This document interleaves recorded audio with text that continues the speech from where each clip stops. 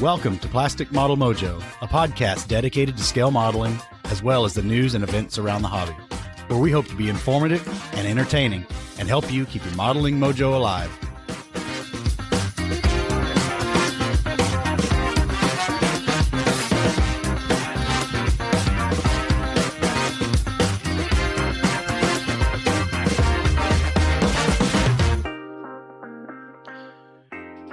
Dave, what's happening, man? Hey, good stuff, man. Good stuff. How about you? We're coming off a show weekend, and man, it is pie in the sky. It is absolutely. My model sphere is full. Well, tell us about it. What's up in your model sphere, Dave? My model sphere is filled with friends and models and just good times. As the MMCL Invitational contest was this weekend, and I'm telling you what, there is nothing better than going to a model contest and hanging out with friends, your modeling friends, many of whom, you only interact with live at model shows. I mean, the rest of the time I've got tons and tons of people I interact with over the internet or whatever. Now that the dojo's open, that number's growing exponentially. But, a model show's a chance to get to see some of them in person. And man, I'm jazzed. I am jazzed. How about you?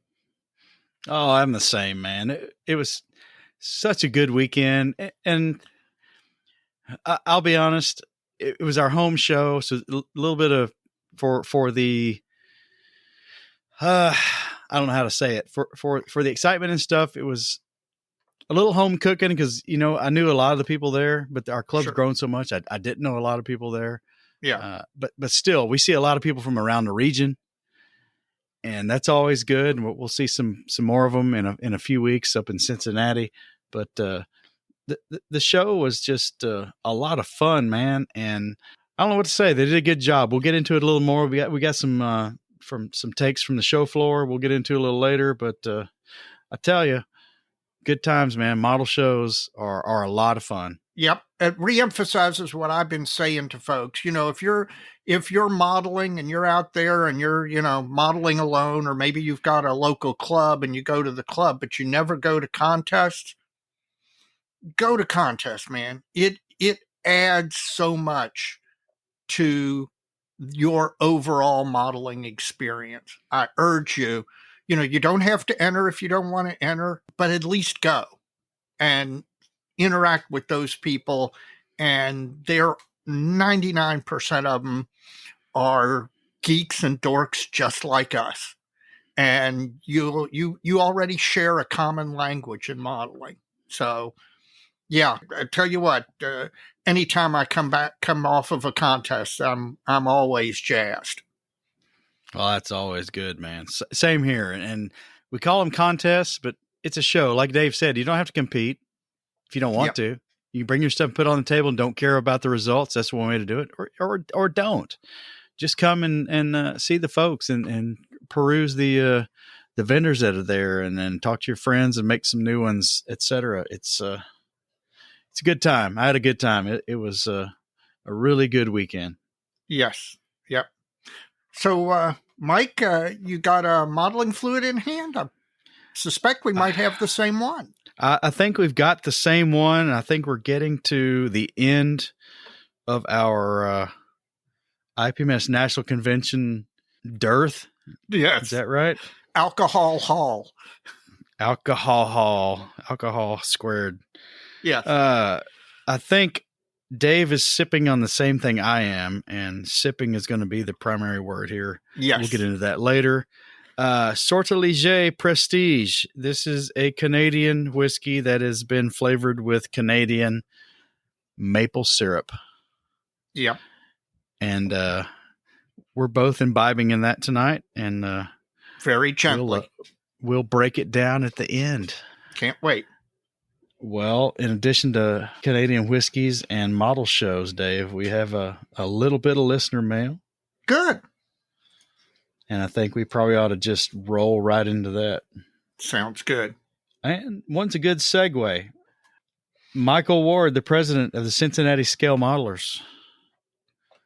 Now they've got a show coming up toward the end of next month. October 22nd. That's right. We'll harp on that a little more later, and maybe in a couple of places actually. Yep. But he's wanting us to participate again. Well, he's asking if we are, and we are. As a matter of fact, that's the plan. That our intent is to be at that show, Michael. Yes. And he's offered for us to participate at a little bit higher level than we might normal, and we're kind of interested in that too. So we'll be in contact. Now, I'd sent Michael a reply via email because I was thinking he might be at our show in Louisville this past weekend. Yeah. He was not, but we did meet the webmaster, Will Kurt. Yes.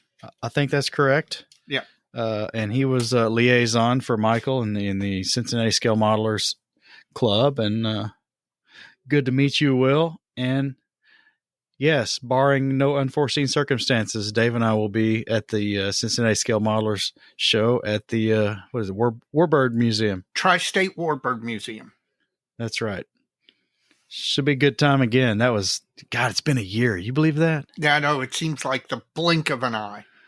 That's not cool. Yeah, I know. Oh, our next email, Dave, is from Mojo and Special Agent 002. Mr. Stephen Lee, trying to crack the egg that is Three Floyds Brewery. And unfortunately, he only cracked his head this time. Well, he made the effort, and that alone counts. He made the effort, and there's some esoteric references to University of Kentucky and Alan McClellan's Virginia and Ohio Model Railroad op sessions, et cetera, et cetera. Net is no information. You and I are going to have to go up and stage a sit-in or something. I don't know. I don't think it's going to matter. Well, let's give a little caveat to what he had to say. Now, this is speculation, but Steve is under the impression that possibly Three Floyds is in transfer of ownership, and maybe they're playing their media close to the cuff until all that is resolved. And that could be. And if so, that's understandable. We'll try again after they've kicked out a beer with an Italeri box art and a Fujimi box art. I'm telling you, I think Monogram is the next one. We need to start a pool or something. I think Monogram is their next box art. Unless they fired the guy, we just don't know. Yeah, right? That's true. Hopefully he didn't get fired. At least not for doing those. Oh man, Ken Beckler. Oh, Ken the Car Man Beckler from Polish Coast Watchers, Peoria, Illinois. Yep. Now he's got a confession to make. This isn't going to get us some sort of rating, is it? No, Mr. Beckler duly admits that he's the guilty party at the SAC Museum, who was laying on his back under the MiG-21, taking photos up the landing gear strut. While we were feasting at Shea Sack. Yes. Which that's a compliment. Yes, it is. Shea Sack. More like shave sack. But we were in a model or in an aircraft museum, man. What you're not going to get fine French dining there. That's right. Well, anyway, he enjoyed the mention. Well, I guess it was backhanded. We didn't know who we were talking about. It just turns up right. It's him laying on his back, shooting up the landing gear of MiG-21. But he also wants to take us to task for talking about super glue and going to take a piss. Because when he was listening to that little bit of the last episode when we did mention that listener mail, he was trying to describe panel lines. Okay, well, you sand and rescribe, man. Sorry about that. That's right. A little putty was involved there. There you go. Sorry about that, but not really. Yeah. Eric Kinser, no geography. Still, yet another catapult cable candidate. All right. What's this? 10-pound Berkeley Solutions fishing line. I don't know if it's got the correct braid that I need or not, but worth looking at. I think I've got a solution, but definitely worth looking at. So thank you for that, Eric. Yes, anything we can do to get Mike moving on that project. We need to get him to make a decision and move onward. And I will, in my defense, will say that offering more choices is not making that happen any sooner. Yes, I know.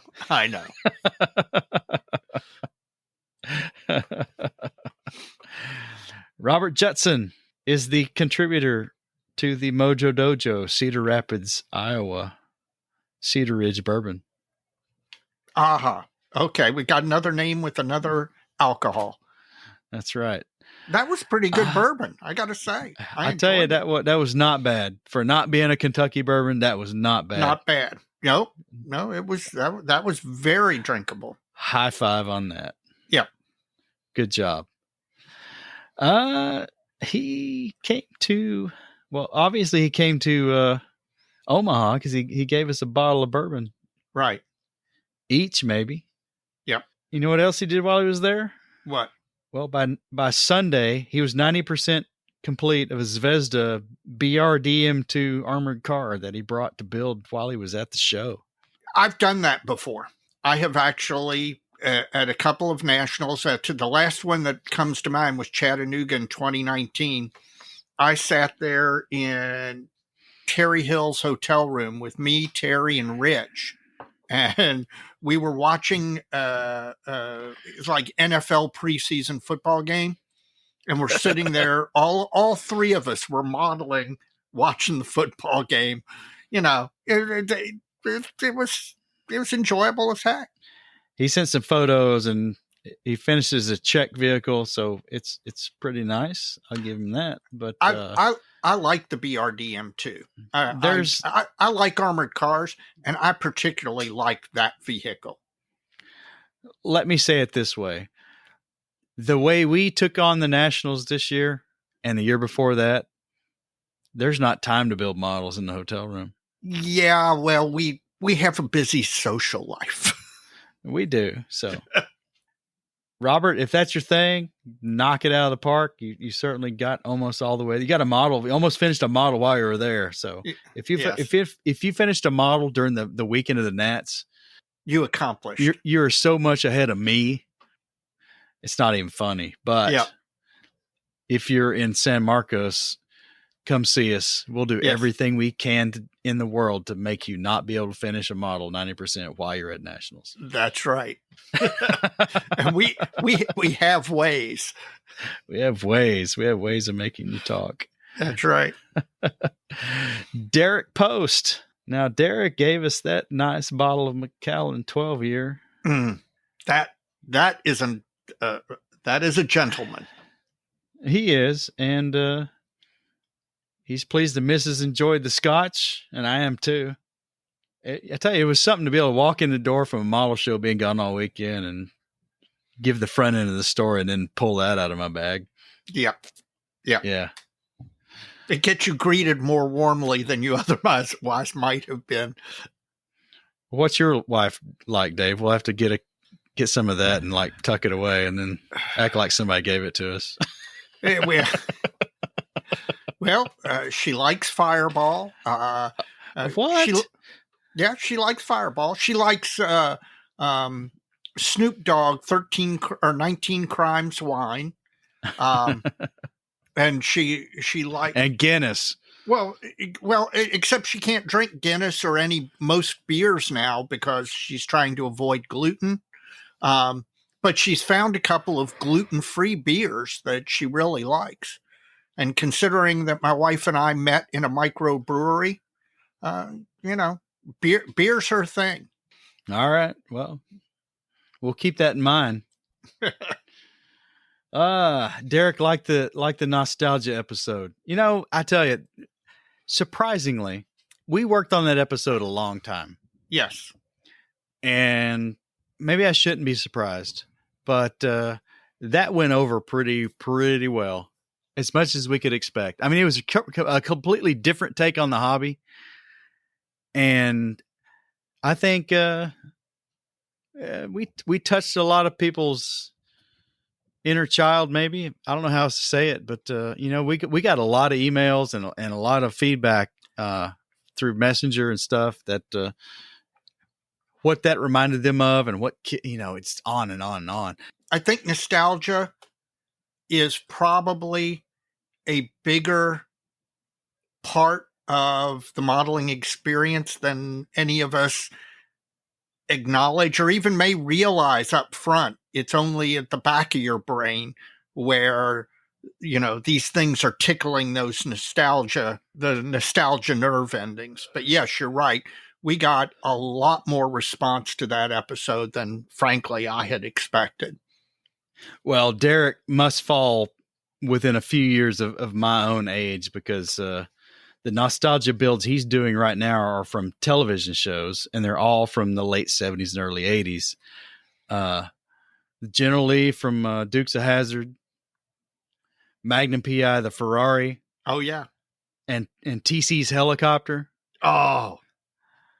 Which is funny because between me and my two best friends in high school, we had a transferable nickname, Orville, which was Rick. Right. The bar owner, the right. third guy was his middle name, Rick yes. Orville, right?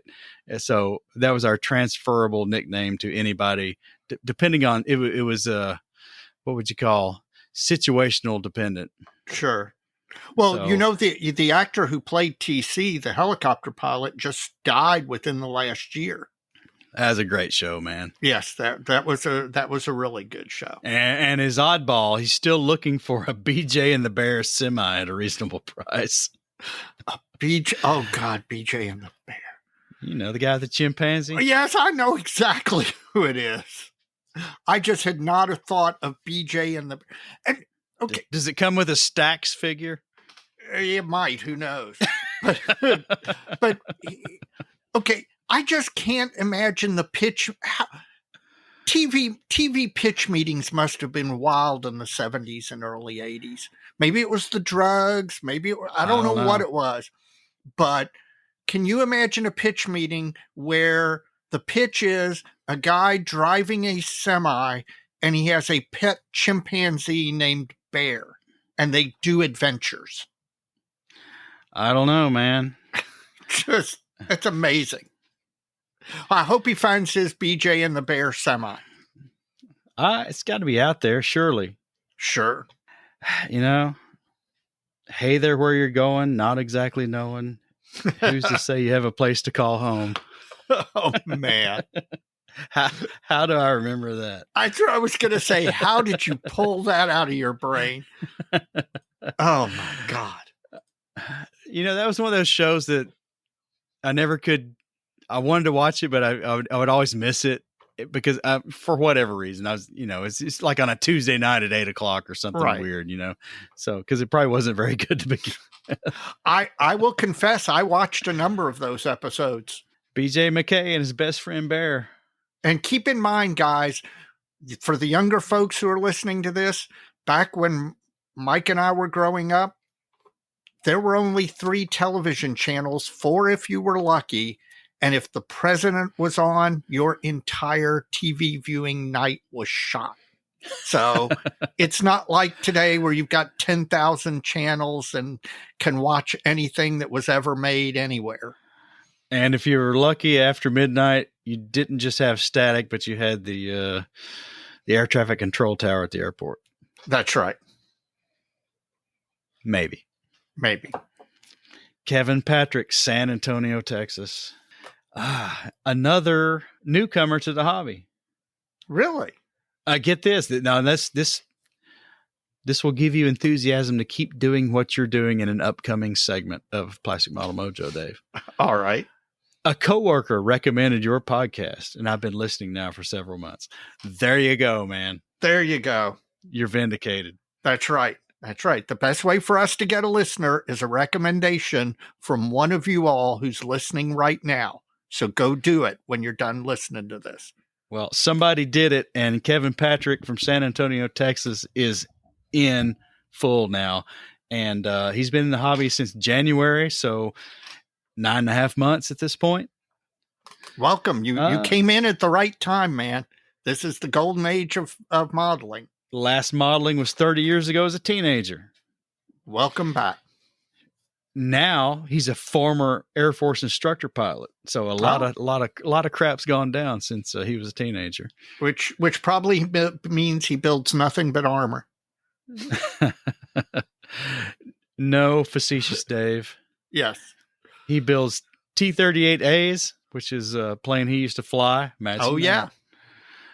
And also includes T-37s and T-6 Texans. I can understand. Sounds like he likes trainers. Yes. Sounds like a man dedicated to training pilots.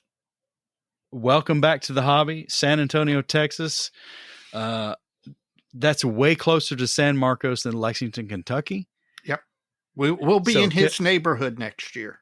Well, if you're at the Nationals and we're at the Nationals, come by the table and give us a big Texas howdy. Yep. How about that? Stephen Berktold from Covina, California. Now, we've heard from Stephen before. Steve was having adhesion problems with Mission Models paint. Comment redacted. Okay. He emailed Dr. Strangebrush, John Miller at Model Paint Solutions. Mm-hmm. And John referred him to the website and his CP30 formula information for Mission Models paint and other paints, really. Yeah. And in capital letters, John followed up with a phone call. That's our John. Get this right. Steve didn't call John. John called Steve. Dr. Strangebrush is that type of person, guys. So seriously. Discuss ways that the primary way he had already recommended and other ways to resolve the issue.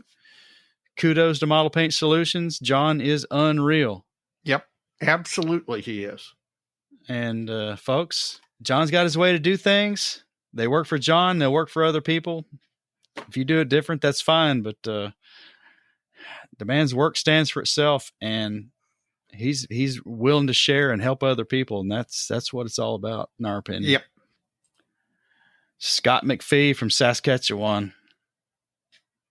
Scott's written in before. Now, if you remember, if folks will roll back the episodes a little bit, Mr. McPhee was curious if there was a way to get some sponsorships or contributions to his desire to have a scale modeling event at his school where he's employed. Mm-hmm.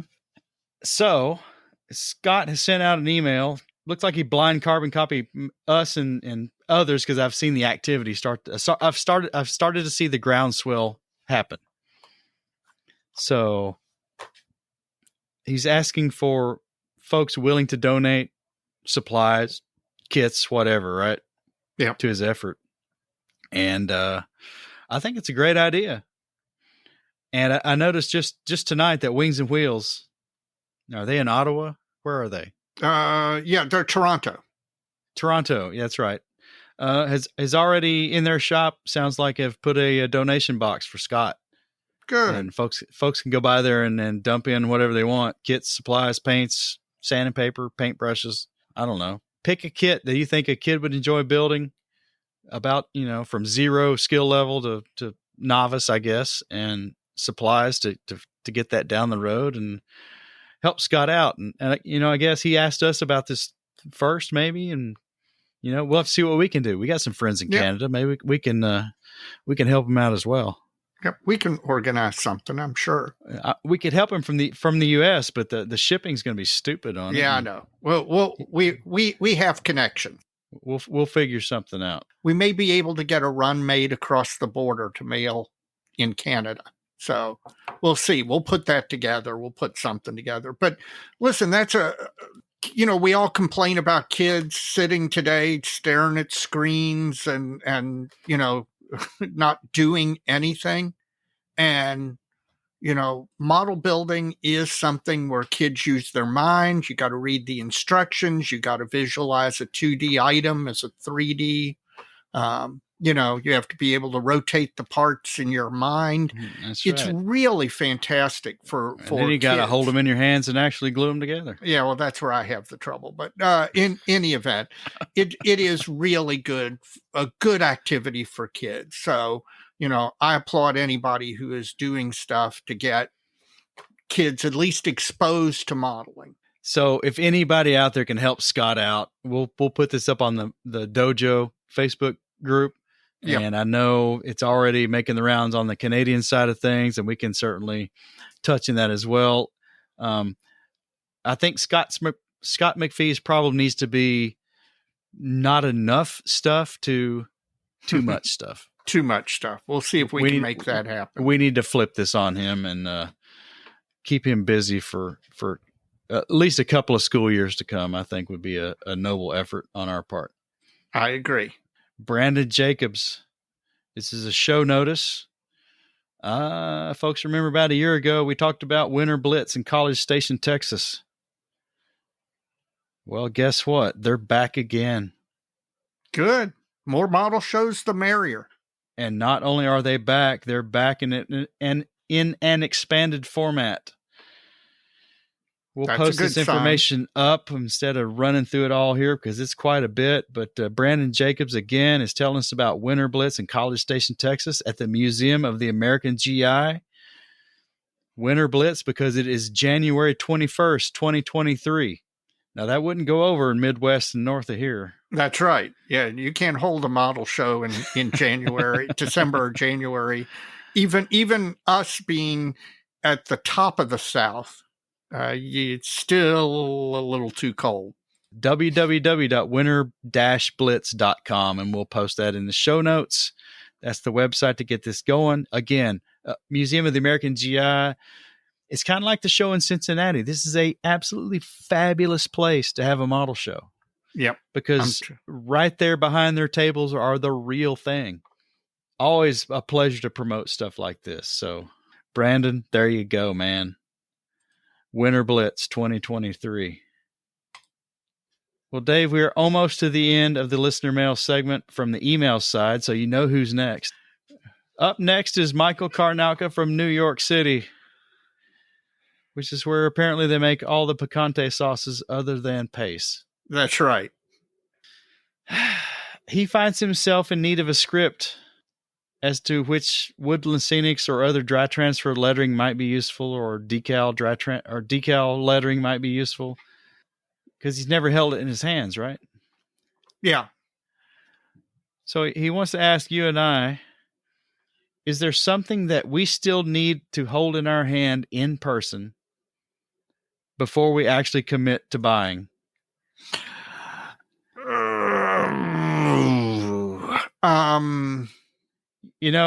I'll start out here. I think to a large degree, and I don't know, 60, 70, 75% of the time, maybe, the internet has kind of solved this problem.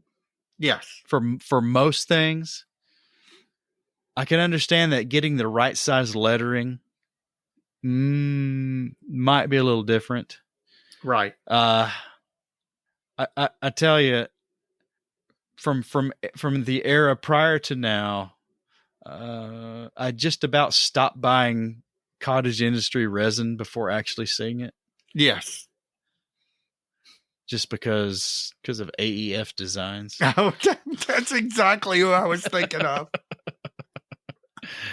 Man. and a few others, but yes,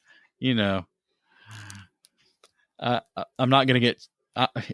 If I get challenged on that, I've got a lot of support in my corner. Yes, you do. Truth is an absolute defense. Lettering sets, yeah, I kind of get it. Other than some aftermarket, but this is kind of like pre-internet and early internet. I think now I feel a lot better about it.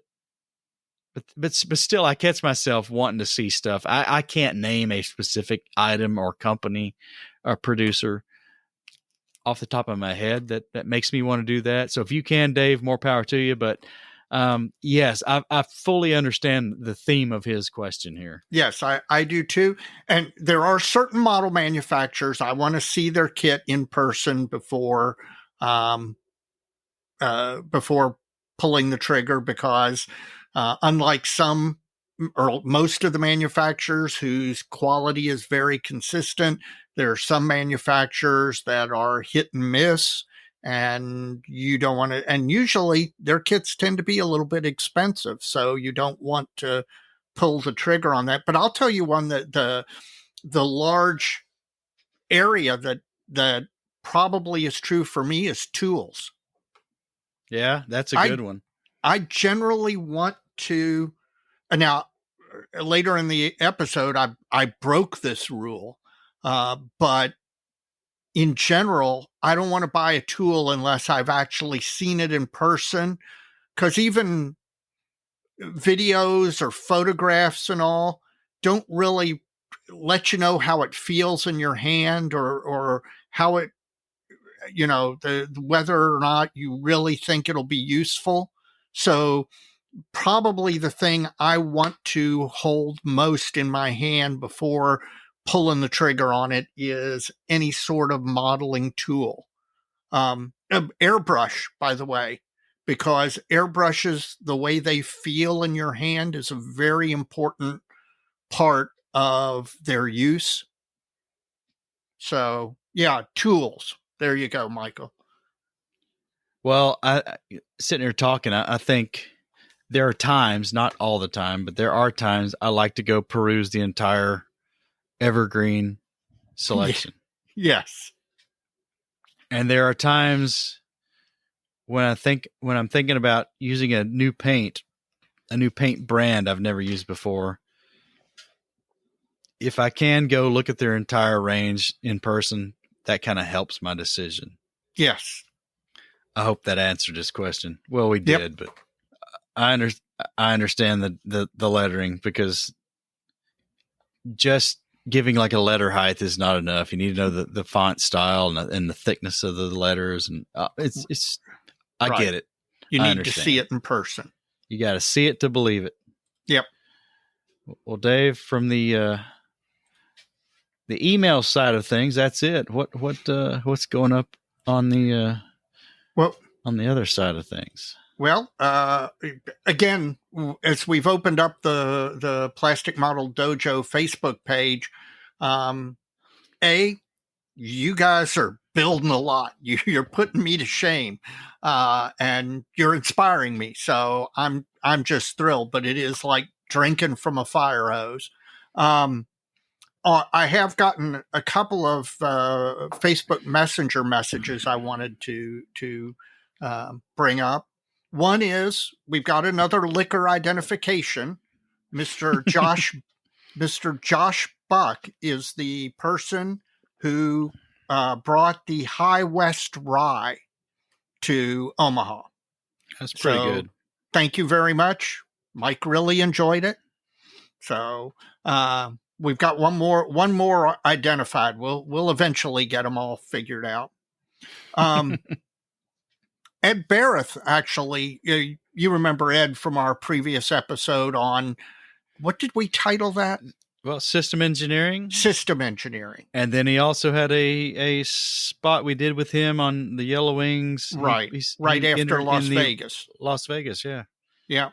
Well, he was reaching out to tell us that he's got an article on his Yellow Wings Buffalo coming up in the digital edition of Fine Scale Modeler, the October 2022 edition. So,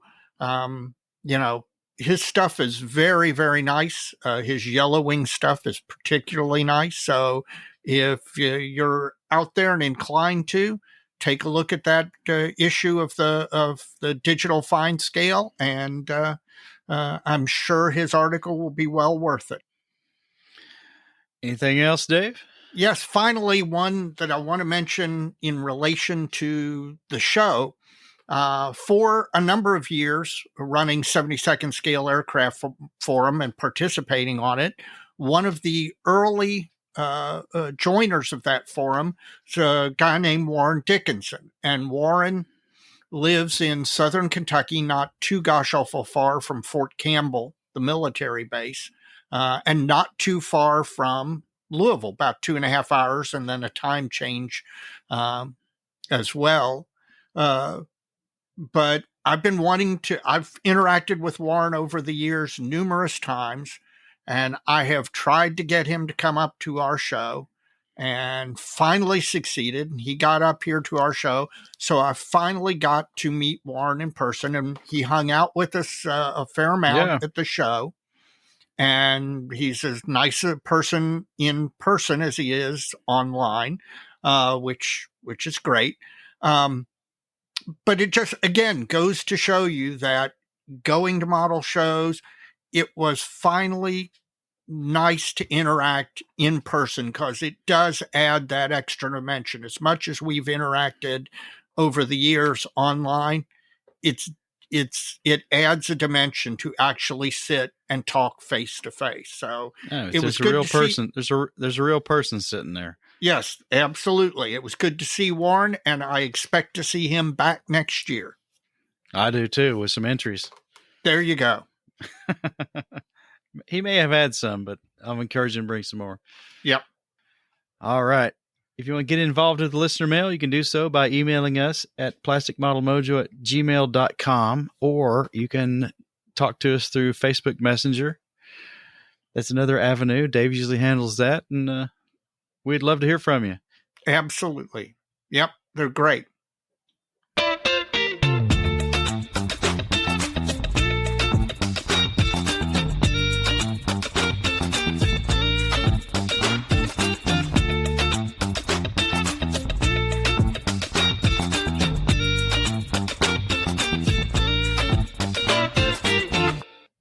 This is the point in the episode where I ask you, if you haven't done so, please, at the end of listening to this episode, go to whatever podcast app you listen to us on, rate the show 5 stars, subscribe, and also, if you'll please do what the listener did for the member who or the listener who wrote into us. Recommend our show to a modeling friend.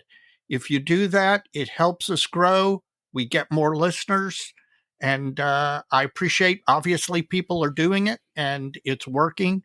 Please keep it up. In addition to our podcast, you want to check out all the other podcasts out in the model sphere. You can do so by going to modelpodcast.com. That's modelpodcastplural.com. Modelpodcast.com is a consortium website set up with the help of Stuart Clark from Scale Model Podcasts to provide a single repository of all the podcasts out there in the model sphere who are participating with us in this kind of joint cross promotion.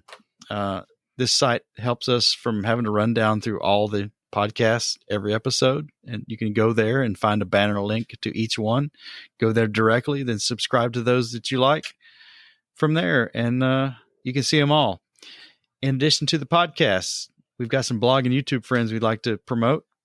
Jim Bates of Scale Canadian TV was our third chair guest host last episode. He's always got something good going on. Jeff Groves, the Inchai guy, 72nd Scale blog. You're going to hear from Jeff a little bit later because he caught up with us at the MMCL Invitational. So we got to see Jeff. Always a good time. Yes. Stephen Lee, Sprue Pie with Frets. In addition to being Mojovian Agent 002, he's also runs a great blog, Sprue Pie with Frets. Check it out. And hopefully he'll get to the bottom of this model kit box art for the beer. Yes. Chris Wallace, model airplane maker. Great blog, great YouTube channel. I think the last one I watched was painting his engines for his SR-71. Yep. Good stuff. Check out Chris's blog. You're going to learn something. Yep. And one more, Evan McCallum, Panzermeister 36. He ought to be plugging us. He's more famous than we are. Yeah, that's right.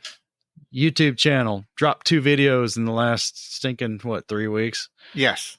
He is cranking out the content. He's killing it. So he's setting a high bar for himself. So, Evan, keep it up, man. Yep. And we're going to get him back on here real soon. Absolutely.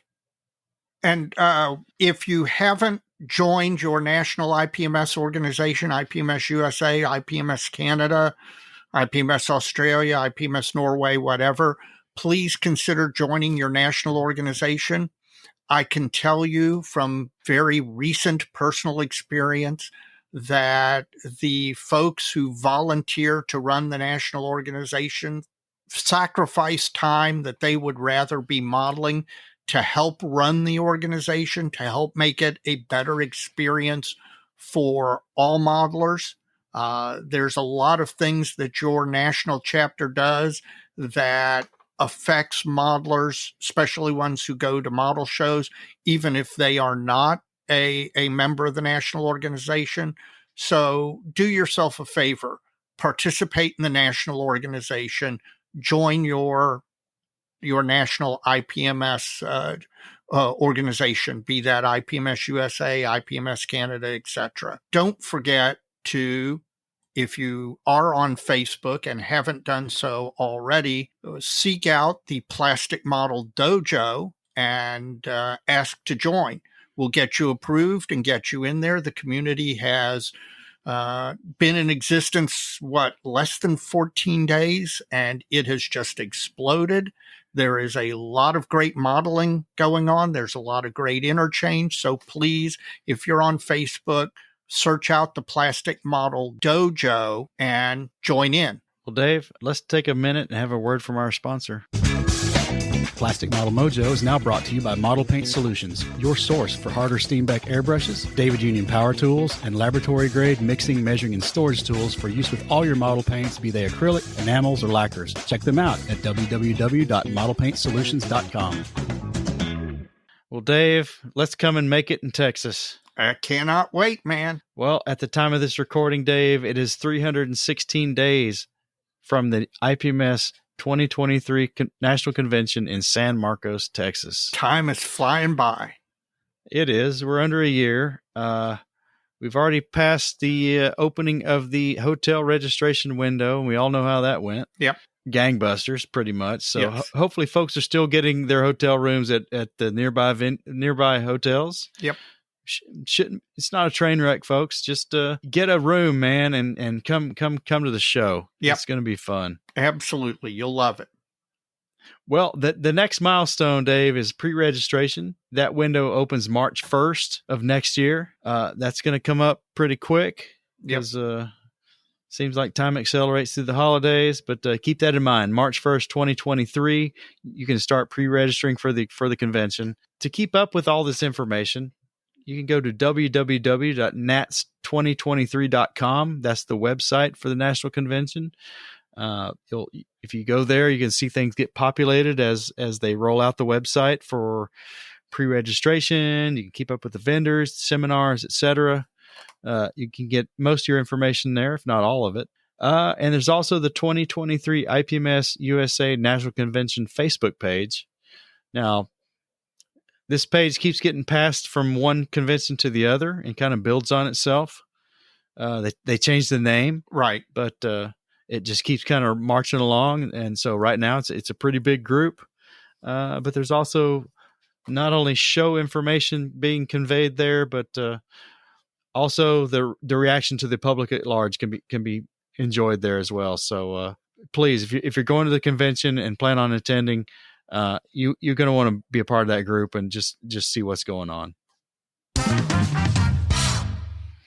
Dave, it's the Benchtop Halftime Report by Tackett Z. Tackett Z, the must-have tools for the model maker, who we got to spend some time with at the Louisville show, in fact. Yes, and he gave us a potential new product for you to test out. I tell you what else, we talked shop, not hobby shop, but real world shop at the show, and now I've been talking to Ed with my job, as a matter of fact. Oh, really? That's right. That's fantastic. So maybe Ed can help me out on the work scene as well, but that's neither here nor there. Dave, what is on your bench? Well, the Kate has been primed, sanded, rescribed, reprimed, and then I'm trying, again, what's your plan for getting better? Normally, my painting routine has been to after the primer and the rescribing and everything, go in and lay in my base coat. And then I alter the base coat with lights and darks after the base coat is on. You've, I'm sure, seen around people use the technique that they call marbling, where after you apply a black base, you use, say, a light gray or some series of colors to create a variation before you lay on your base coat. And the theory being that you lay on your base coat thinner, and this breaks up that monotone base coat before you then go back and start laying things over the base coat.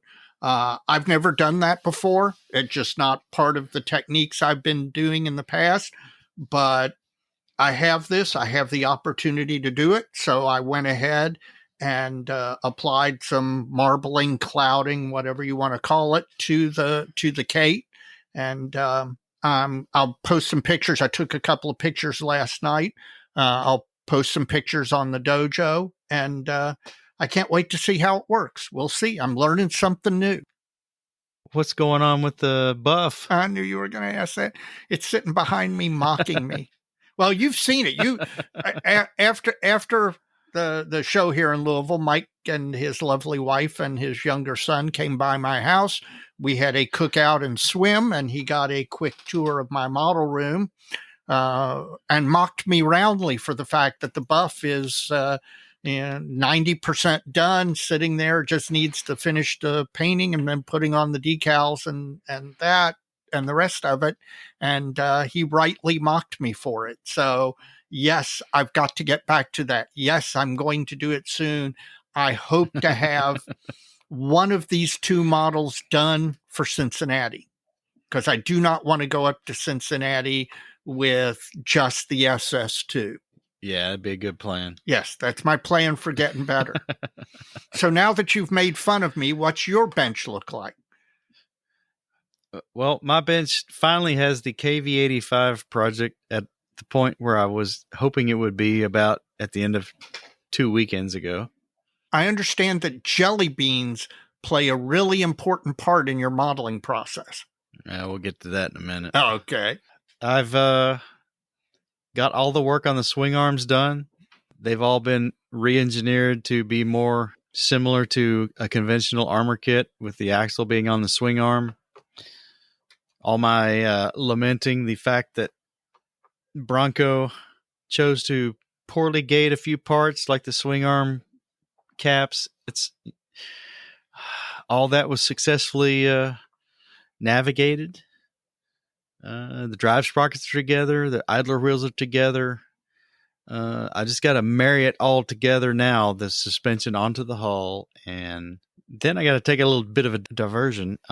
Because I want to articulate the suspension, I'm going to have to go start thinking about the base I'm going to display this on. I've got some mini art Russian railroad tracks I'm going to have to put together, and a track set to get in. I think I'm getting a little help from the posse. Scott Gentry is helping me get my hands on some of the proper 3D printed tracks for this. There'll be more on that later. Appreciate that, Scott. Once I have all that in hand and put together, I can articulate the suspension the way I want to and get it set permanent, and then start moving on with the upper hull, which is a whole new adventure. Let's just say that. Now, hopefully, once I get that down the road and have the catapult cable selected for my E16 and catapult, possibly that one's going to start moving in a week or so as well. So that's looking good on the bench. Well, I was going to mock you on the E16, so I'm glad you mentioned it. Just basically to pay you back for the deserved mocking on the B52. Well, that's fair enough. So you're going to have to, I take it for the KV85, you're going to have to build the base in its, I guess if you're using it to actually set the suspension on the KV85 lower hull, you're going to have the base while not done completely, at least in a form where you know that the parts you have on the base are in their final position, right?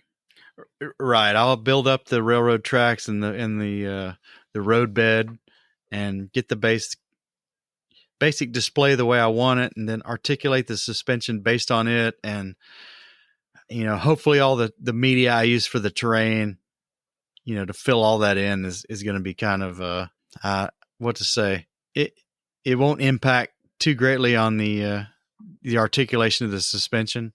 It's kind of the final layer, I guess. Yeah. Would be a way to say it.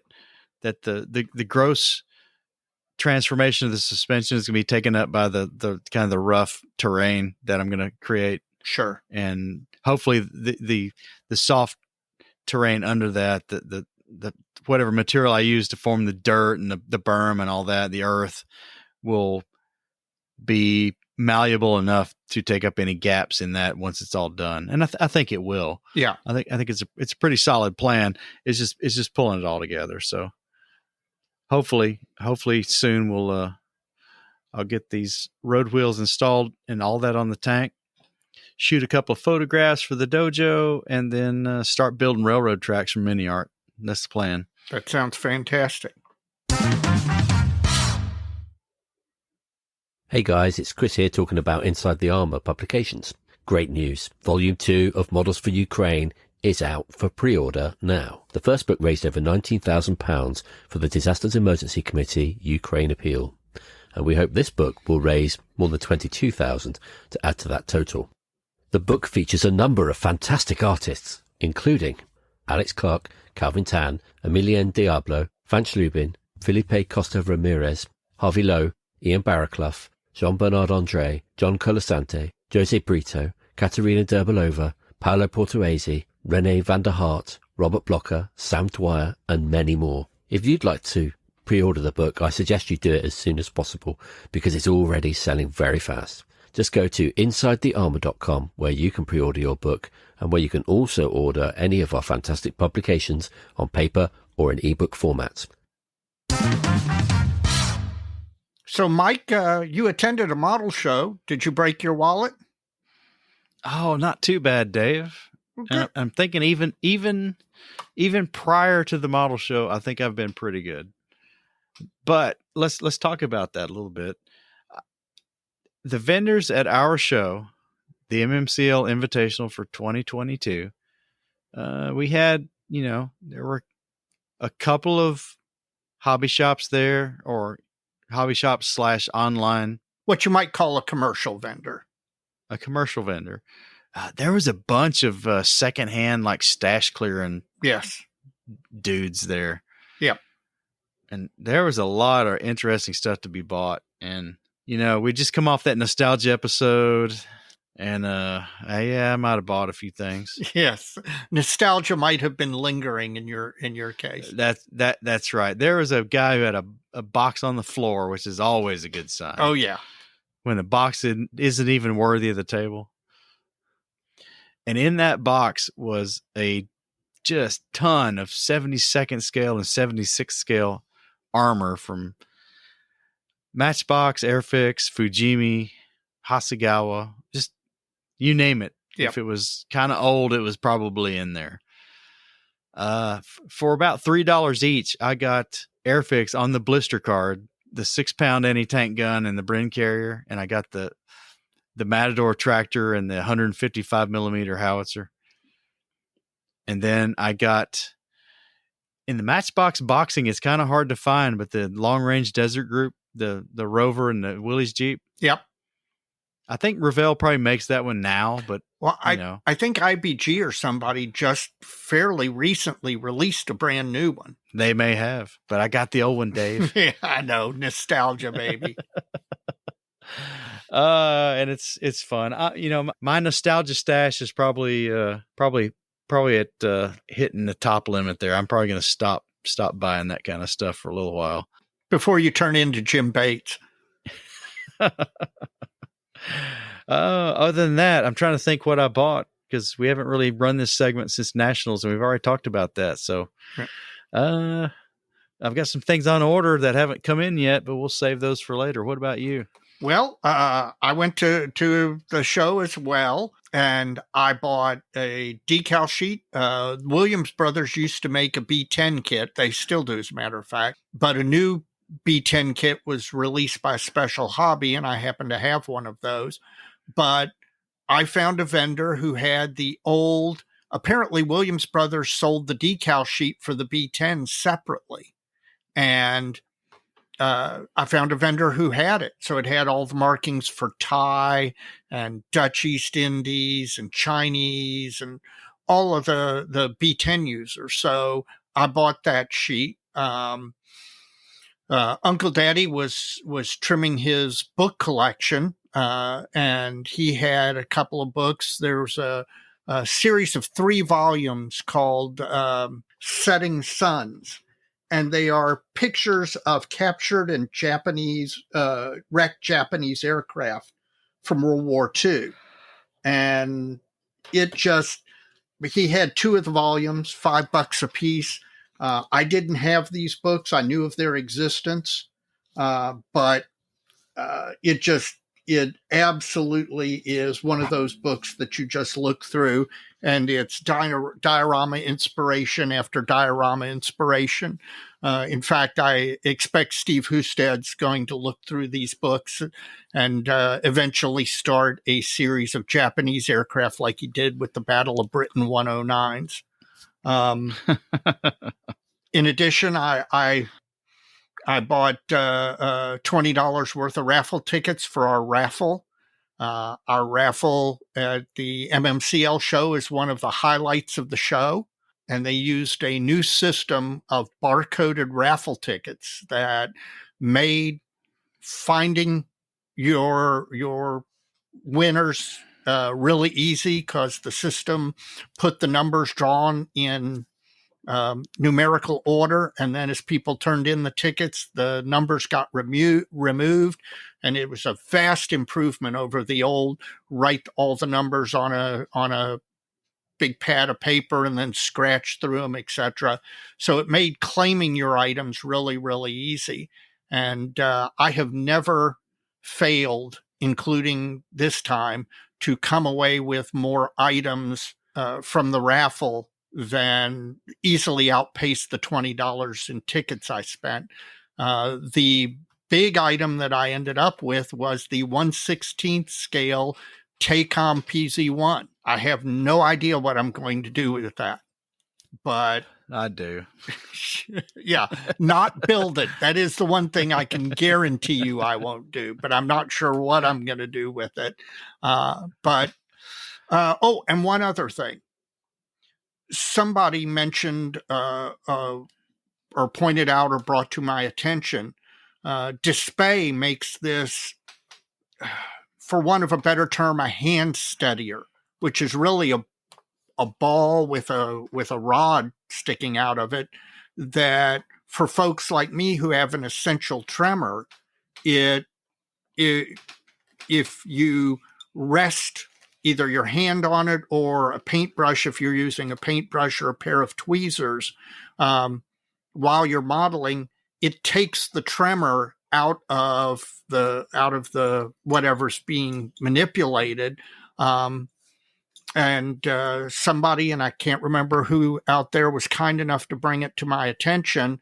And then they also followed up with a YouTube video, which I think was in German, actually, of somebody using this thing. And I was intrigued enough that, like I said, I normally like to have tools in my hand before I buy them. I was intrigued enough to spend the money and pull the trigger. And that's on its way here now. So when it gets here, I'll report on whether it really is useful or not. We'll see. But I spent a little money. Well, good. I'm sure the vendors appreciate it, Dave. Yes. Well, Dave, our special segment tonight deals with the show, the MMCL IPMS Invitational for 2022. We had a great time, man. And one of the things we like to talk about a lot is running into old friends at these things. And our first segment is that. We talked to Jeff Groves, the Inch High guy, owner of the Inside Guy blog. Built a lot of 70-second scale stuff. And brought a bunch to the show. Brought a bunch. Brought some of his P-51s. Brought the Scammell with the Churchill in tow. Yeah, he brought some KI-84s too. That's right. You know, his batch building may be an excellent topic for a future episode. Yep, I agree. But until then, let's have a gander at what Jeff Groves had to say when we talked to him at the show.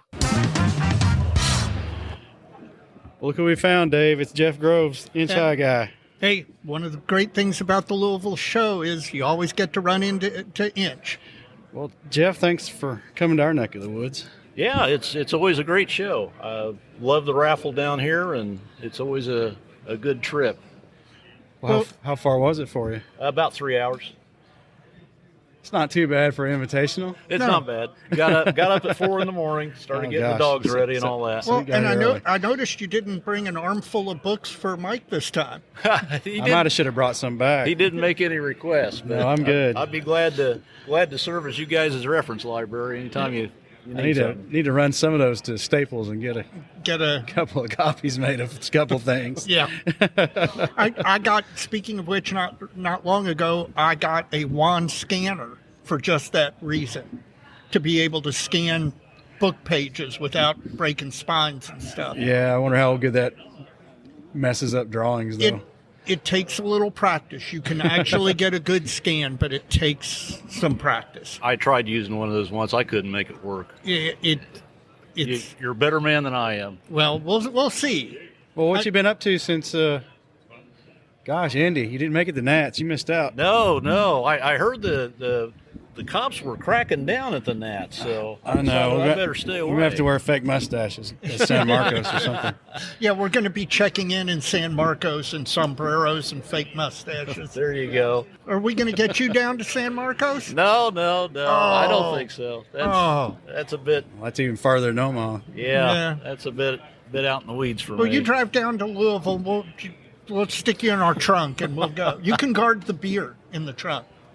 There won't be much beer left if you put me in the trunk with the beer. What have you been working on? Right now I'm working on a small batch of B-25s. What's a small batch? 4. Okay. 4. That for you is small. That's a small batch. Managed to mess up 2 of them on the decals. I'm doing 2 of them that were strafers with the real elaborate nose art. Okay. That's a pretty good challenge, and I managed to mess it up. So I'm going to have to reorder some decals and try again. You're never truly beaten until you give up, I think. So well, that's a good way to look at it. Yeah, I'm ready for a redo on a couple of them. But what are the other 2? One of them's in a desert scheme, and the other one's a strafer with a simpler nose scheme. So I managed to pull that one off okay. But now, are these all 4 the Hasegawa kit? 2 are Hasegawa, and 2 are the Airfix. Well, what is it? A CD or a BC? I forget. Yeah, it's a CD. CD. Yeah. Now, is that a newer Airfix kit? Yes, this one was just released. It's not the old Mitchell. No, this is the one you can do the Tokyo raid. Okay. It's a good kit. It really is. In some ways, it's better than the Hasegawa. Interesting. Yeah. Airfix has stepped up their game, man. People who remember Airfix from the old days, the new stuff that's been kitted in the last 10 years, it's a whole different ballgame. Yeah, they've got some quality now. They get some flow lines in their clear parts a little bit, so you got to watch that still. Yep. And their plastic's softer than most. Which you just have to be aware of while you're building it. Exactly. Yep. If you know it's there, you can adapt to it. Yeah, but they're well engineered. I mean, they fit together beautifully. Yeah, and good surface detail. Yes. Yep.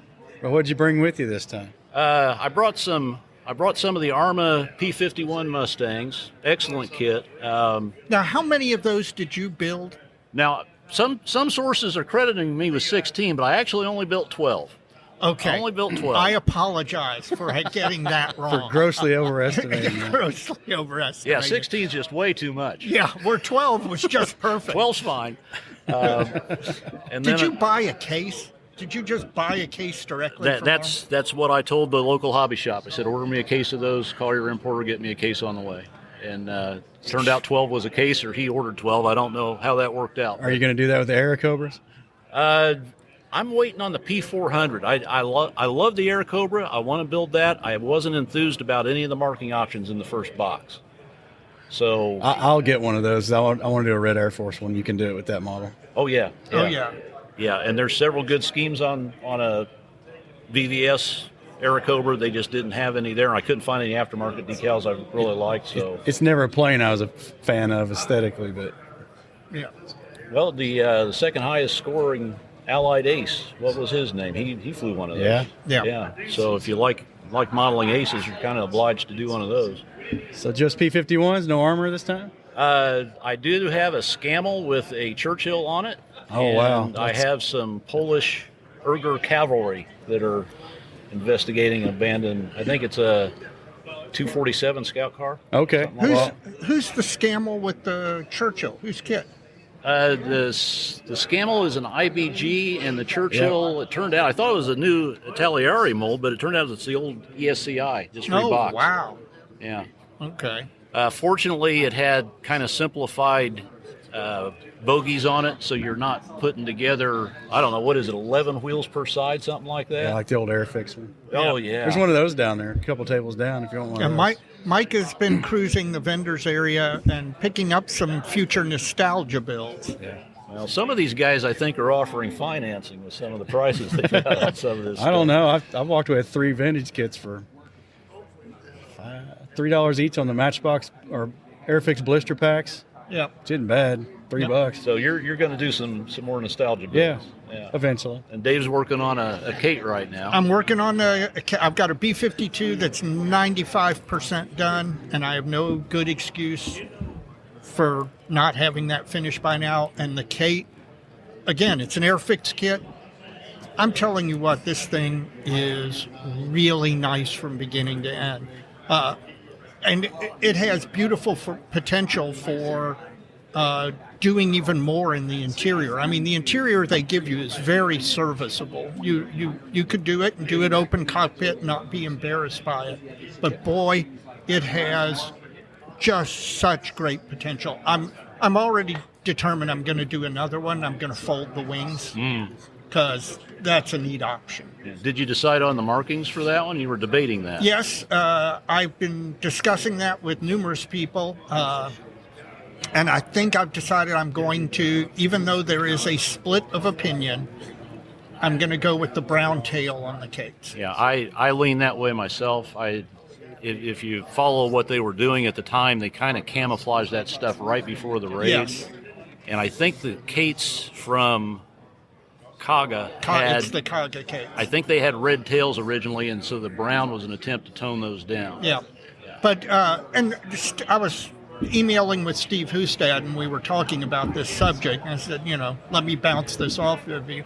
He says, in general, I do it the way that you want, the one that you find the most attractive, because if there's competing stuff out there and you can't trace back to the source of either one, it's unlikely some new definitive answer is going to come out 80 years on. Yeah, I agree with that. So not from Japan in particular.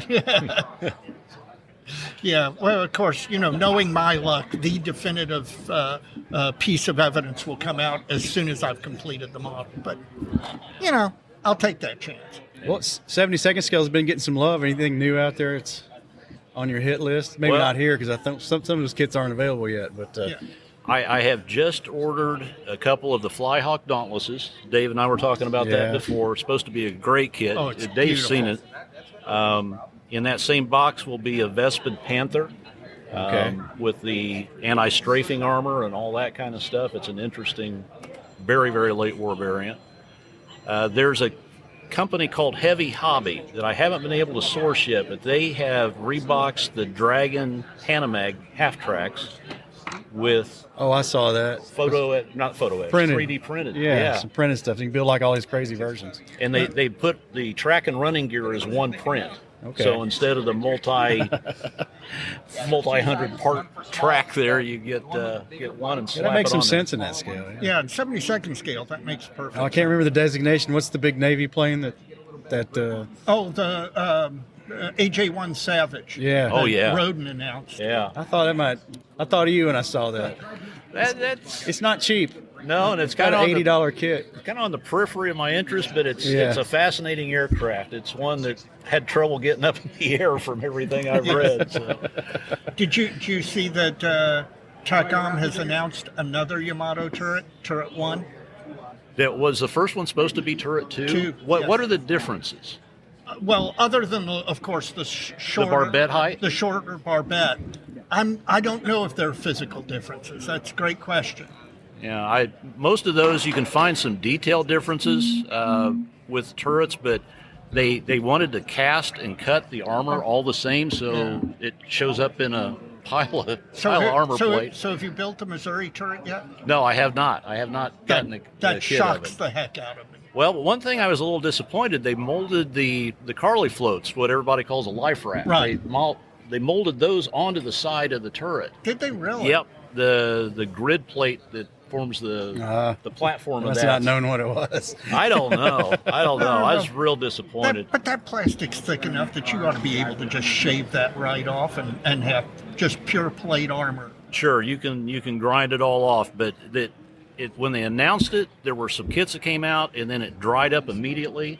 They're back out again, and I thought maybe they got some pushback on those floats and they retooled those sides, but I don't think they did that. I'm still waiting for my 1939 turrets, the Arizona or Nevada, West Virginia.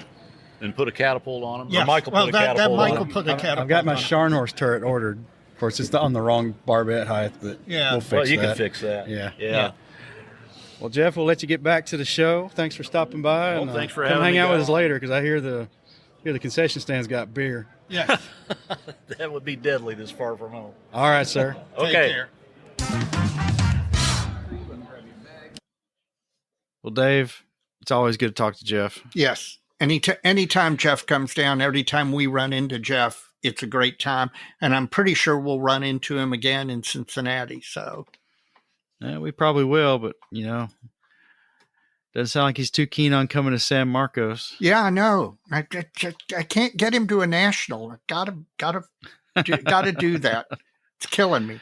Well, maybe Madison. That'll be a little more doable for Yes. him. He's probably got a little leg up on us, in fact, for that show. Yes, he does. Well, the show was a huge success, and we had a lot of fun while we were there. And I think our next segment here is a discussion with Stu Cox, who is the president of the Military Modelers Club of Louisville, talking about the show in a lot of capacity. So, Yep. Let's see what Stu had to say. Dave, we've got El Presidente here. Greetings all. This is Stu Cox, or he's better known, Stug Cox, the president for life of the Military Modelers Club of Louisville, one of the show crew who is most responsible for putting on a most excellent invitational contest. It looks like it's a success, Stu. Yep, What this is say our you? second year here at the Triple Crown Pavilion in Louisville, Kentucky. We had a great run at our own international headquarters for MMCL in Louisville for a number of years, but we've been here for 2 years now, and we're looking forward to planning for the regional show next year. And we've learned a lot, and we've got a lot of vendors and participants. One thing particularly, we've got 453 entries going on this year, but our general admission is through the roof compared to the prior years and that. So we're starting to see walk-ins and others in addition to model contest entries. Well, That's fantastic. I missed last year, Stu, for some other obligation, but compared to the headquarters, this is quite the space increase. We got space, square footage here. That's plenty of room. We're considering even additional vendor space, another row of vendors for the regional. Yeah, you'll get a lot of demand for the regional. Yeah, but this is an actual convention center facility, and with food on site, they've done a great job. The Triple Crown folks have provided the food and concessions. There actually was today, in addition, a baseball card show in the other room adjoining this.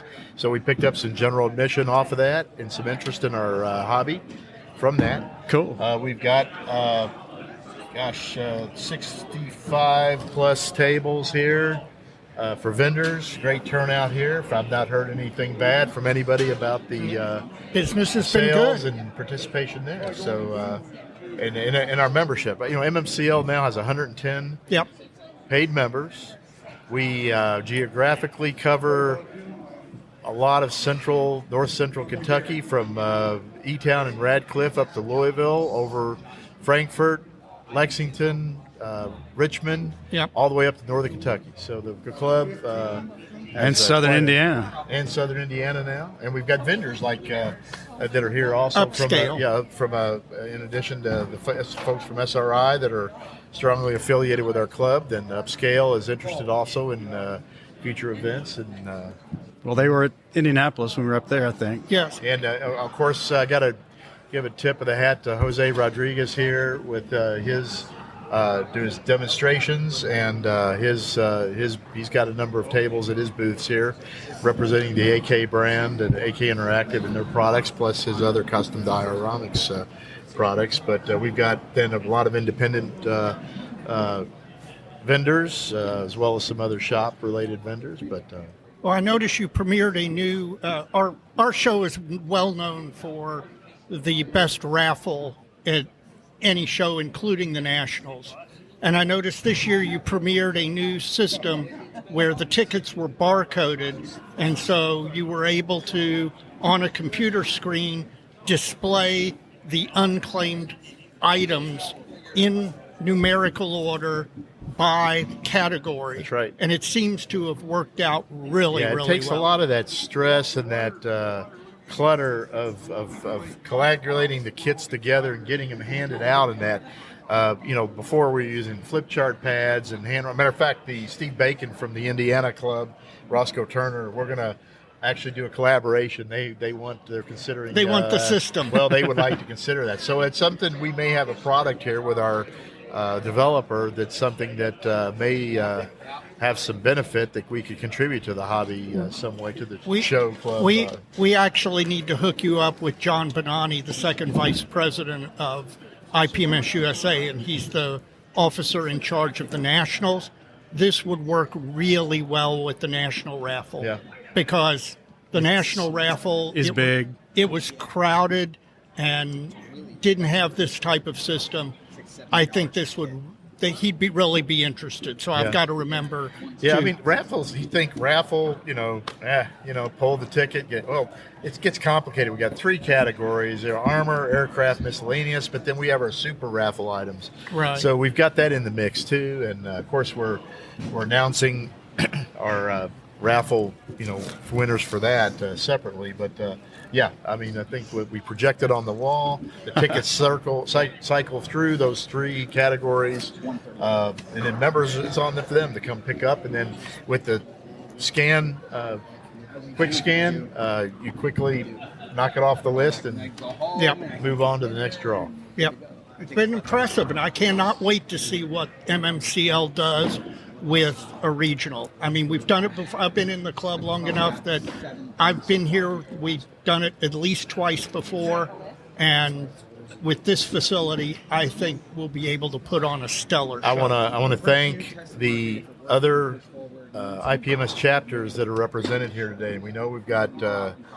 Tidewater, Dayton, Cincinnati, Cleveland, definitely. We've got Steve Bacon and the Indiana Roscoe Turner team. There's a number of them down here.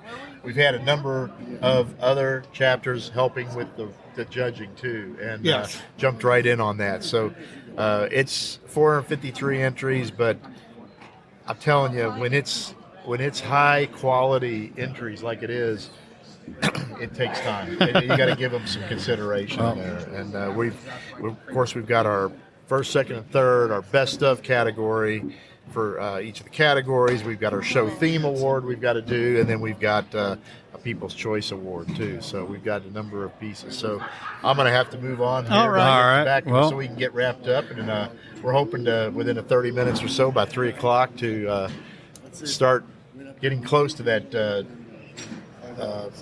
awards ceremony piece. But is there anything else you need to know from us? Or, No, we've had fun. Let's plan as on usual next year, man, and then we can even look at maybe a little more of production to the, talking about the event, maybe even do a little highlighting before that. Oh yeah, definitely for the regional. We'll do that. We'll do segment or segments, and we want to make sure we get some input on some because we will. The one addition, this facility we're in, we've also got breakout rooms, conference room, breakout rooms. So we're going to look at presentations and the demonstrations and other opportunities for sharing in this hobby with the attendees and that, and hopefully continue to appeal to new model. That's one of the things with MMCL.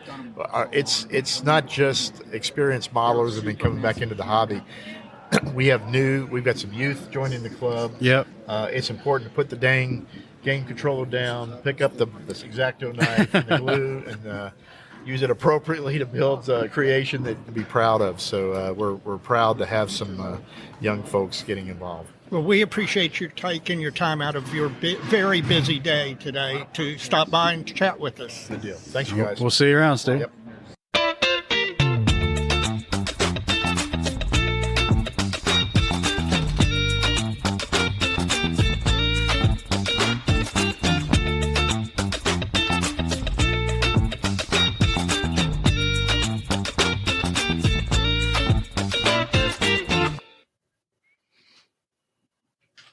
Well, Dave, I had a good time at the show. How about you? I had a great time at the show. Now it's all said and done and dusted.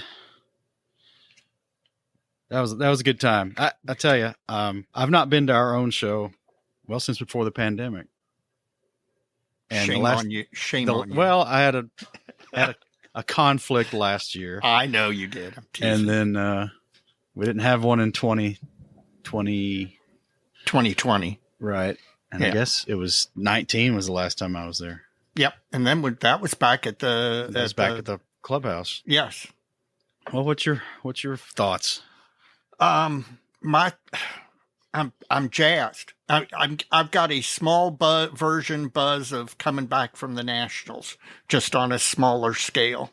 It was a great time. The show was a big success. We got to interact with a lot of the attendees, both old and new friends. I'm buzzed. I can't wait for next year when we're holding the regional. So that's going to be this facility has all the room in the world to expand. It's got all of the room that you need to hold a regional and do things like seminars and expanding the number of tables and the number of vendor tables. And I have zero doubt that Stu and Terry and Rich, the guys who are in large part responsible for doing the heavy lift of getting us ready for a show, they did great this year, and I have zero doubt they're going to do great in 2023. Well, we've gotten pretty good at it over the years. I tell you, the venue, I would agree. They posted, after they got the stuff set up Friday evening, they posted that out to Facebook, right? Right. And I was like, wow, it's a big place. Yes. Yep. And folks who've been to the place we rent from the Kentucky Antique Automotive Club, probably barely enough room to have an invitational. Yes, we were bumping up before the pandemic. We had bumped up against the edge of what we could do to wedge that many people, that many models, and a decent number of vendors into the room we had. So in some ways, if you always look for silver linings on this awful pandemic thing, one of the silver linings was when we came out of it, we realized we were going to need another venue because the first shows that started to be done were blowing out the numbers because, of course, everybody had been building. And so Terry and Rich and Stu found this location. The pricing is very attractive for us, and we made a very good impression on them in 2021 because obviously they were looking for customers coming out of the pandemic. They had the same problems in 2020 as everybody else did. And so we made a very favorable impression on them with the way we ran our show, the way our attendees conducted themselves, et cetera, et cetera. So they were more than anxious to have us back this year and the regional in 2023. Well, we'll see what they do with that in terms of vendor space. I'm not sure at a regional they'll need much more model space because they had plenty of that, I think. Yes, 453 models, and we still had plenty of room on the tables. Yeah, and then they could double the number of vendors tables in there if they did the perimeter of the room. Yes, and they had consciously avoided that for an invitational simply because, it's kind of hard to fill for an invitational that many tables. But yes, for the regional, I have no doubt that you'll see at least 2 more rows of tables. And a lot of the commercial vendors that weren't there this time, I'm almost sure because it's a regional, they go to they make a point of going to the regionals. Well, while we're talking about vendors, I tell you, I think it was a really interesting mix this time because there were some folks. We don't get a lot of manufacturers anyway, but right. we'll usually get the traveling hobby shop type places, right? Online businesses, yeah. But this time, man, there were at least 5 groups of tables, five individuals with multiple tables each that were kind of the secondhand stash clearing type things. Yes. And, some of those are better than others, but I tell you, those are some of my favorites, to be honest. Well, especially after our nostalgia episode. I mean, walking up and down those vendor aisles, and you were seeing a lot of, in addition to a lot of new and modern kits and stuff that had just been released, etc. But you were also seeing some not only old, but some real old stuff. And yeah. That was kind of cool, especially if you were in the mood to buy some nostalgia stuff. Which maybe I did. Which maybe you did. We'll find that. We'll find that out. You probably will. I don't know what it was about that place. Well, how to frame it. My son Jack was with us again, right, and hanging out and selling some of my surplus stuff for me. And he's like, "There's nobody here. There's nobody here." I'm like, "No, this place is really flipping big." Yeah. Well, and that's the funny thing. This show had the largest, not only the largest number of entrants for one of our invitationals, but we had the largest general admission gate that we've ever had. So there were more people than we've ever had at an invitational show inside that building. But the thing is, the building is freaking cavernous. You could play football in that building easily. Oh, yeah. It's at least 100 yards long. Oh, yeah. I mean, it's huge. Well, it was a good time. Yeah, we saw some old new friends, and I tell you, there were some pretty interesting entries there as well. That is the thing that impressed me most of all. We sit here and we talk about numbers, throw out 453. It's our largest invitational ever as far as number of entries. But it wasn't just the numbers. It was the quality of the stuff. Oh, yeah. A lot of good stuff. Was. Absolutely. I mean, I took a ton of pictures, but I didn't take nearly enough because I took pictures and then on Facebook, I'm looking at other people's pictures and I'm like, I don't remember seeing that model. I don't remember seeing that model. And it was just, there was so much good stuff. We need to touch base with Randy and see. Yes. I'll see what he got photographed. Yes. I will reach out to Randy. I'm sure he'll give me a copy of all of the professional shots. Well, do you think strike you as outstanding? Well, it's all outstanding. There are things that I thought were really neat to see. There was on a plinth, I guess this would be called a vignette, given the size of it and all, of the Battle of Islawanda, Zulu. Or it could have been the other battle. But, a Zulu British vignette, and that was cool. Inch High brought a Churchill tank on the back of a Scammell transporter. Yep, I put that one on our page. That was very, very nice. Not to blow sunshine up Inch's skirt, but that stood out to me. It happened to be in the category where I had an entry, which of course it blew completely away. But it just was really attractive to the eye. So what did you see that jumped out at you? Well, I took a picture of that one, so that one for sure. Yeah. The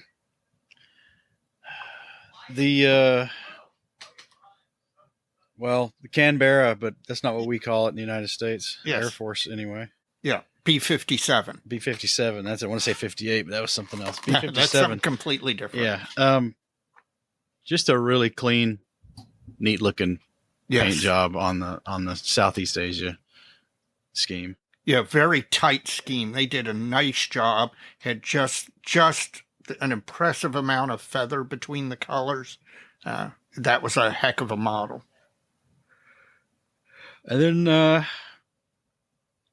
the figure category was stacked. It's off the hook. I'm not sure what happened there. That seemed unusual to me. I don't remember. In 2019, it's been a while now, right? But yeah, no. How many figures? Yeah. Yeah, something happened because there were way more figures, particularly busts, but in regular figures and sci-fi and fantasy figure, just the entire figure category, which is usually not one of our larger categories at our show, was just stacked and great stuff all. Ships could have been a little heavier. That would have been one area if some folks are coming next year. Yes, that's right. Bring some ships and submarines. We only had a handful. And there was that Arizona. That was pretty nice. That was very, very nice. Yeah, quality-wise, the ships were really nice. It was just there weren't as many of them. In years past, we tend to have a few more ships, but that category was down a little bit this year. Well, and like you, I think the big thing for me as a takeaway was how much fun it is to go to the show. So if folks have never been to one, who are out there listening, if you're still trying to get to your first one, we encourage you to go take that in, because there's stuff to buy, there's stuff to look at, there's people to talk to. It's just it's kind of a full immersion into the hobby outside of the actual building of a model. Well, that's something that I've said to people. There are some people who don't go to contests for various reasons. One, you don't have to go and compete if you don't feel, most people are like, oh, well, my model wouldn't look. First of all, you don't have to enter one. Second of all, once you've been to a contest, you will see your models will compare quite favorably to what's on the table. And that's not really the point anyway. But the thing, if you're not going to a contest that you miss, which we talked about after the Nationals, the most important part of going to the Nationals was all the hanging out with the people. Same thing here. It was getting to interact with people, many that I knew only from the internet, many that are our local club members that I hadn't seen in a while just because our paths hadn't crossed. It was just the people side of it is fantastic, and don't deprive yourself of that because it's great. Well, there was folks there I hadn't seen in a long time. Yeah, probably since 2019. Some of them. Yeah, because once once my family got rolling, I've become quite the ghost at our normal club activities. Did Noel find you? He was looking for you. Yeah, Noel found me, and Good. I saw Sock, and I saw Asif, and I saw Alex, and just about everybody from Uncle Daddy. The core members there that were they were core members. There still are.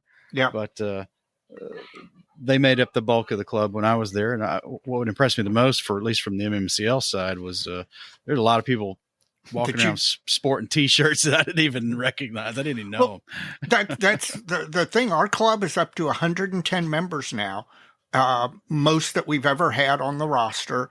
And a lot of them have come in the last 2.5, 3 years, pandemic and post-pandemic. So it's been great for our club. And many of them are there are many armor aircraft modelers, but we've had more guys come in doing cars, lots more guys come in doing science fiction. So the club is diversified beautifully, and it really has made the club better and better. Well, maybe it's in the cards soon for me to start showing up at regular meetings a little more often. If I made one a year, I'd be an improvement. Yeah, that would be good. That would be good. Well, our next stop on the show tour is Cincinnati. Yep. So we probably should plug that one. October 22nd at, there's an air museum right outside of Cincinnati, and I'm going to have to look up the name. Look it up and I'll edit it. I figured you would. Hang on.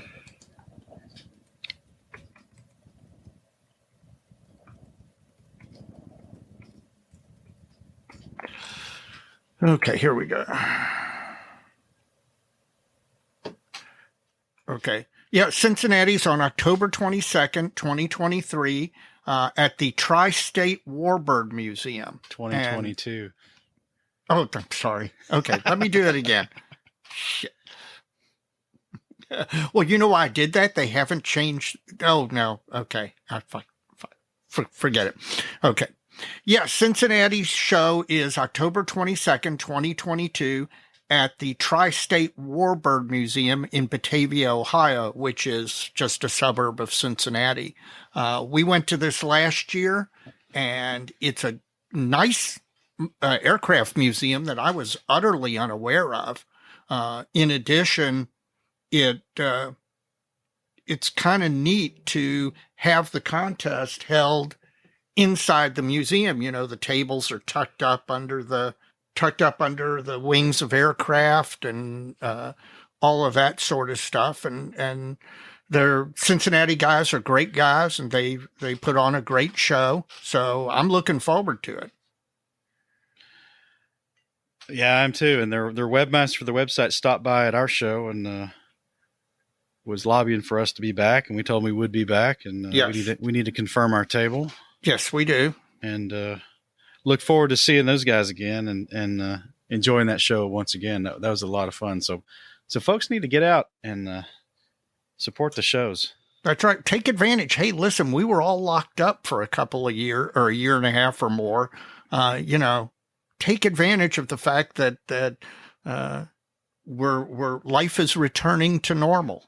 And since life's returning to normal, let's get back to model shows, because model shows were a big part of a lot of people's modeling lives. And like I said, if you're not one of those people who before the pandemic attended regularly, or if you got into modeling or back into modeling during the pandemic, this is your time. Come see all the people that you've been corresponding with and interacting with online. Come and meet them in person. Most of them are really neat people in person. Well, back last year, 2021, when at least in our region, I don't know how it was nationwide. I wasn't really paying much attention, but the Indianapolis guys stuck their neck out and kind of kicked things off in our region again. Then we had our show later that year, and I don't know if Cincinnati had theirs. Yes, because we went to it. Oh yeah, it's the same year, 2021. Yeah. Again, though, later in the year. So right. It's all been great. And it looks like now, if you've watched social media, that there's something going on just about every weekend somewhere right now. Yep. And you can go to IPMS USA's website, www.ipmsusa.org, and they have a contest calendar page where it's got a calendar for every upcoming contest that's been registered and approved by the national organization. So you go look at it, and pretty much every weekend is filled with a show somewhere. Some of them 2, 3, or more shows. Now they're in various wide geographic distribution, so you don't have 2 shows stepping on each other. But, there's no lack of shows now. Well, Dave, looking at the calendar now, I mean, it's, of course, this is nationwide, but there's something just about every weekend. Yeah. Other than, there's rarely any in December. Right. And in January too. But from now up until the holiday months, and then once January rolls around, they kick back up in the spring. There's something just about every weekend. Yep. And good to see some of these more stalwart shows that have been around a long time. Mosquito Con, Phantom Flashers Club. Yeah. Some of these that have been around for a long, long time. Yep. So moral of the story is go find a contest near you and go to it. 3 or 4 hours driving time is not much. And it goes by quickly. You can listen to a podcast or 2 while you're in your car on your way to the show or the way home from the show, and, have a great time while you're there. All right. Come see us in 2023. Right. And come see us at Cincinnati in 2022 if you're there October 22nd. Man, I can't believe that venue, Dave. I'd never been there before. We talked about it with Stu a little bit. Yep. It's a big place. It's got lots of potential to expand on not just the Invitational show, but the regional show we plan on hosting next year. Yeah. So 2023 regional in Louisville is going to be fantastic. The 2022 Invitational, as you heard, was very, very good. This venue has tons of space. They will be able to bring in probably another 2 rows or more of vendor tables. The display area is big enough to accommodate twice as many models as we had this year, so we won't have any problem accommodating a regional size show. The lighting is excellent. Which is, let's face it, hard to find in some venues, but serendipity really helped out here. We found a good venue, and the MMCL leadership team and the team that puts on the contest did a great job, and I think they're well prepared for 2023. All right, so folks, put it on your calendar. The 2023 Military Modelers Club of Louisville. What is it? Region 4? Region 4. And it's the 4th Saturday in September, or Friday and Saturday in September, because it'll be a 2-day event. That's right. So we plan on being there, and so should you if you're in a commutable distance. Absolutely.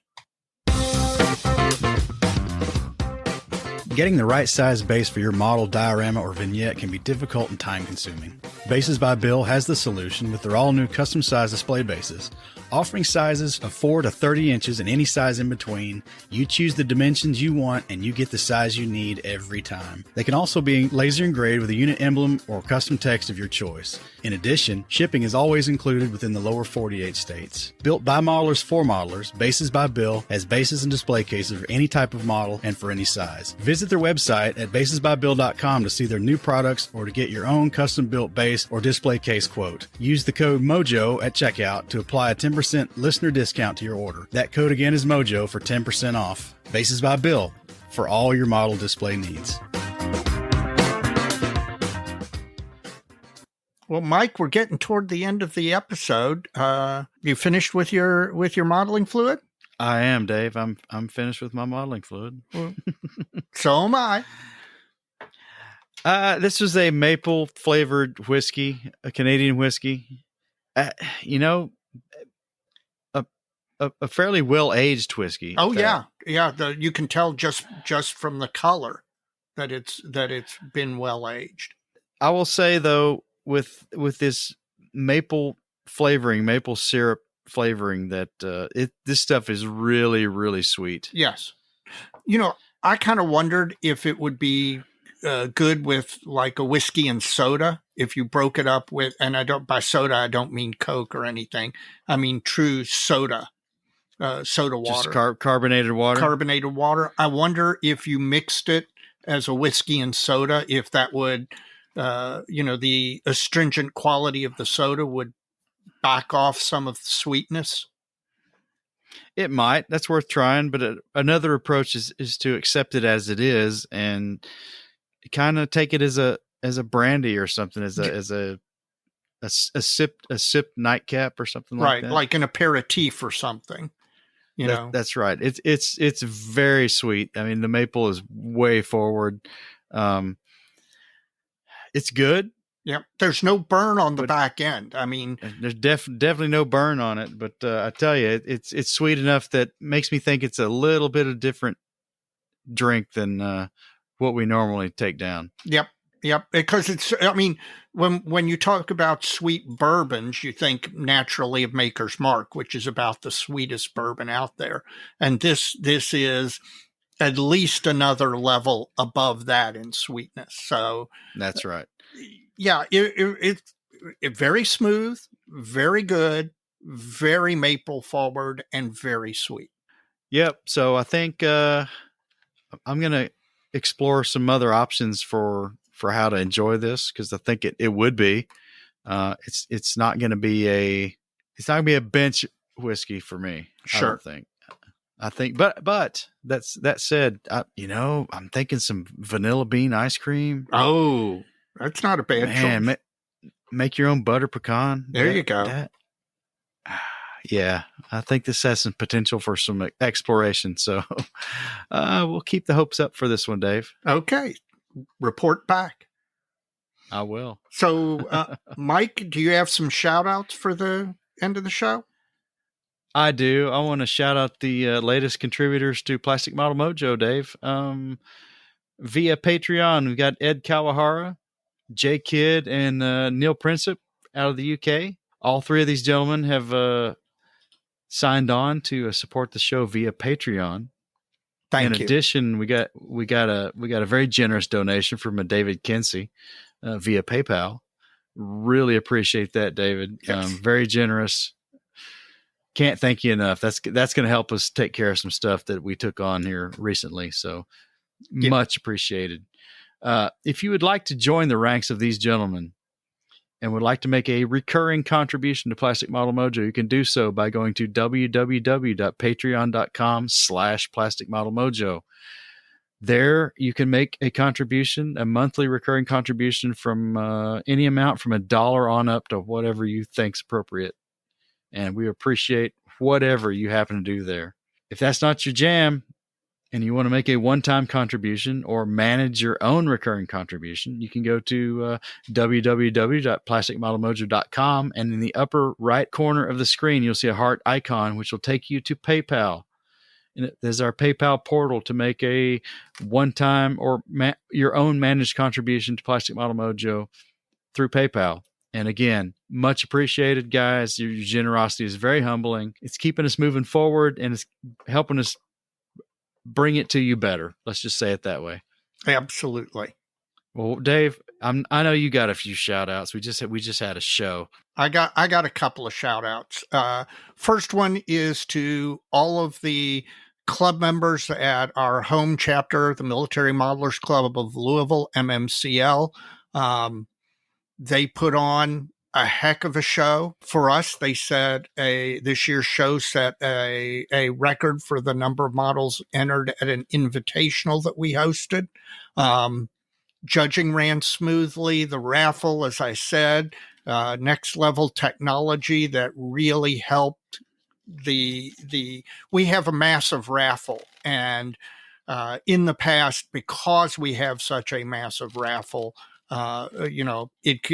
you could spend a fair amount of time looking through the numbers and then waiting to try and claim what you won.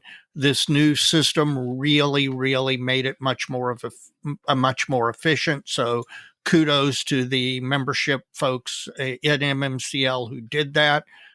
Kudos to Terry Hill, Stu Cox, Rich Gittig, Cliff Bernstein, and Asif, who ran registration. They do a great job every year. It was a great show, guys. Well done. Do you have another shout out? I do not. I do. I'd like to shout out listener and friend Ben Pluth. Ben is a modeler from up in the Columbus area that I've known for years. I met Ben through our mutual friend, Scott Skippy King.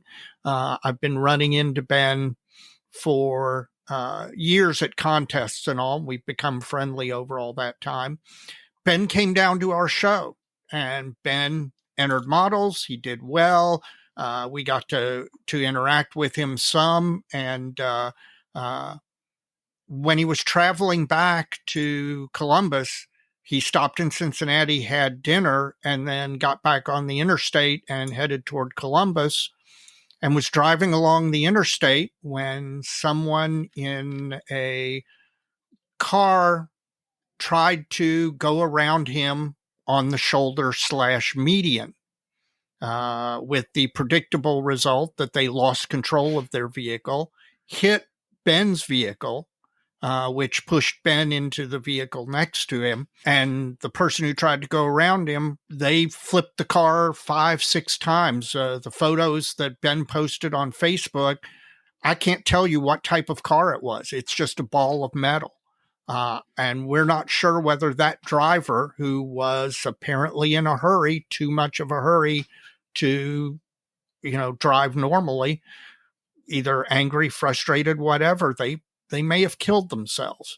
Luckily, Ben, while his vehicle was heavily damaged, and I'm sure some of his models were damaged, Ben, luckily, was not seriously injured other than a burn on his arm from the airbag going off. And he was very, very lucky. And I'd like to shout out to him, let him know that we in the PMM community are thinking about him. We appreciate him coming down to the MMCL show. We're glad he's okay. And folks, no matter what you're doing when you're out there, don't drive angry. Don't drive upset. It's not worth it.